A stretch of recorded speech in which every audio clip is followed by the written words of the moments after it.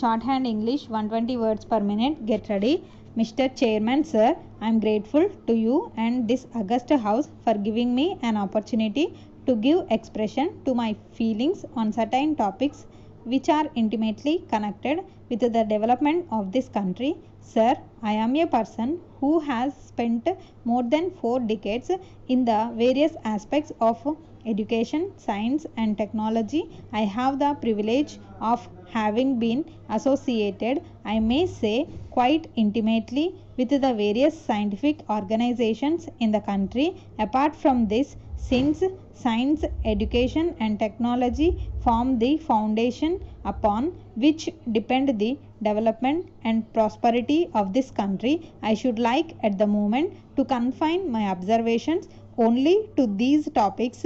We have been very much interested to learn from the papers the various types of schemes that are being put up for the development of the subjects by the Ministry of Education. In fact, there have been so many types of projects and so many types and patterns of education and so much money is being spent that it gives us hope that sooner than later the standard of achievement in our country with regard to these subjects will be raised.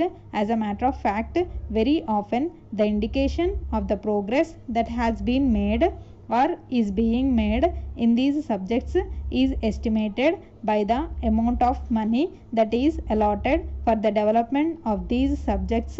While I shall always appreciate the amount of money that is set apart for these developments, I should at the same time feel that the net result of these expenses must be more tangible. As a matter of fact, personally, I would like that even greater amounts of money should be made available for these developments, as is the case in a number of advanced countries of the world. But in spite of all this, we find that in general there is a sort of dissatisfaction prevailing in our country that the standard of education achieved in our country is not sufficiently high.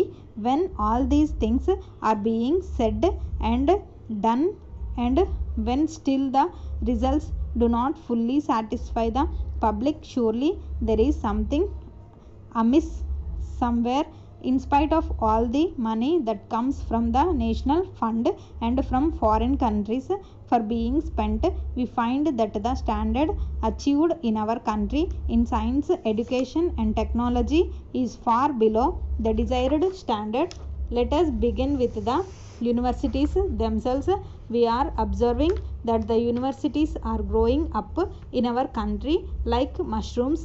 After all, what is the basic difference between a university and a college? I need not say that whereas the essential purpose of a college is to impart education in the known branches of subjects, the object of a university is both creation and imparting of knowledge. Let us examine the condition of the staff that has been given to so many of these universities.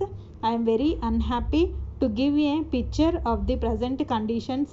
There are many universities which have been in existence for a number of years and still a large number of posts, especially senior posts, are still unfilled. If we go on creating universities like this and if we do not succeed in getting the proper type of teaching staff, how can we expect that the universities would be able to discharge their responsibilities? The present position in many of the universities is that a fresh young man who just passes his master's examination, say in June, just at the beginning of July, is being put in charge of teaching not only the undergraduate classes but even the MA and MSc classes. Everyone knows the system of examination that is unfortunately prevailing in our country.